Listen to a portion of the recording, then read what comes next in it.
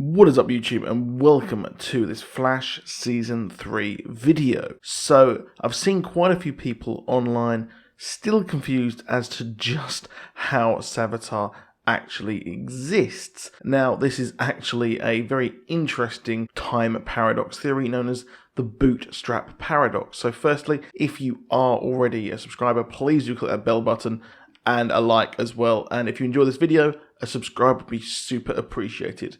So the Bootstrap paradox has actually been featured in another show that I cover on this channel called a little show called Doctor Who, which is just freaking awesome and is actually in its 10th rebooted season at the moment and is currently the best season in my opinion, possibly that has had Peter Capaldi in it. Not the best season ever, obviously, but they explained this pretty decently. The whole thing was covered in the Don't Blink episode, and also the Doctor explained it about Beethoven's Fifth. So basically, this explains pretty much how Savitar exists in a closed loop cycle. So what happens is, person is like, oh, I'm in the future, I want to go back in time. They go back in time, ignore all the rules, and they invent, say, the iPod. They have an iPod with them, they invent it, and then they go back in time, and somehow they're the creator of the iPod. Now, the question is, who invented the original idea of the iPod? Question, no one, because the iPod existed in the future, went back in time, the origin of it actually changed, albeit it was Apple who created it, but that doesn't exist anymore. It's time traveler person who messed with time and caused this to actually exist. So what has happened here on The Flash? Barry had to defeat Savitar, and well, Iris West sadly perished and died, and then he's so desperate in the future that what actually happens is that he creates his time remnants. So if you remember from the season where they were taken on Zoom, well, there was time remnants there created, and that kind of explains how Zoom was sort of everywhere at once, and it really was just kind of like a casual way of really destroying everything, and he could just literally just be everywhere. So that also was his undoing there, obviously, as Barry used it to his own effect and destroyed Zoom by using a time remnant, which is what everyone thought would actually happen. So what happens is he carries on, Barry's like all sad, and then just like was explained in the 2024 episode, his future self says that you'll create time remnants and all of them will die mostly. But then a brilliant woman called Tracy Brand will actually help and trap Savitar finally in the Speed Force.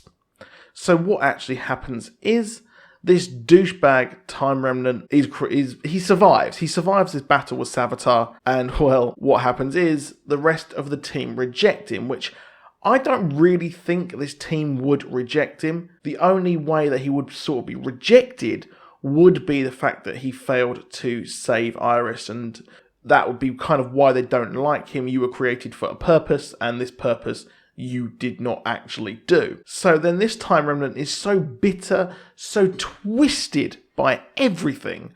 What happens is he goes back in time, gets the Philosopher's Stone, creates this huge cult of Speed Force around himself. This huge cult has his acolytes, and then what he does is he destroys Iris and kills her, and then becomes this closed loop. This closed loop then ends, and then the question remains, who actually killed Iris? Just like the iPod, who actually invented the iPod, and who actually pretty much wasted Iris West? That is the closed loop of Savitar, and that is how he exists, and how things cannot actually be changed. Because, well, he already exists, he's created this time loop, Barry can't actually kill him, because, you can't kill him because he already exists. It's the same sort of as the Reverse Flash still existing.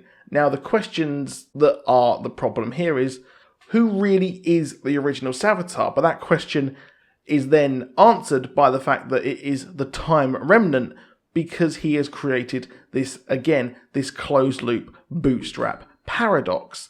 But then again, he says that he cannot be affected by anything Barry does, and obviously his memories change. But why do his memories change if he remains unaffected? So there are some kind of holes in this paradox and this theory of how he exists, but this really is why he exists. So if you wanted the TLDR of what this is, so Barry is upset, creates Time Remnants to take out Savitar because Iris West dies.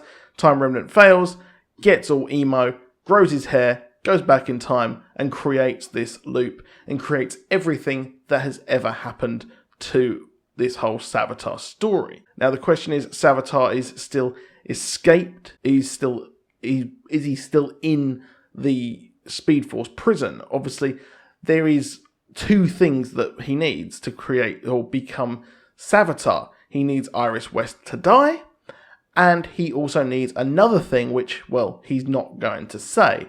Now, the problems here is with this. Now, I'm explaining how it happens and why it is, but I'm going to explain why there are some problems with it. So the problem is that he revealed himself. He revealed himself to be this Time Remnant, which allowed them to mess with memories and all that business, which could possibly result in the downfall. So what he can do in the present time is change the future by not doing certain things. But then we get into the whole wibbly-wobbly, timey-wimey stuff, to use a phrase from the Doctor. So that's pretty much how he exists. But to be honest, as with everything, there is no 100% way to write this story, which is a bit of an annoyance, to be honest. But that is it for this video. Hope you enjoyed it. Comment below with what you think. Please drop a like. Please subscribe. And I'll see you soon. Goodbye.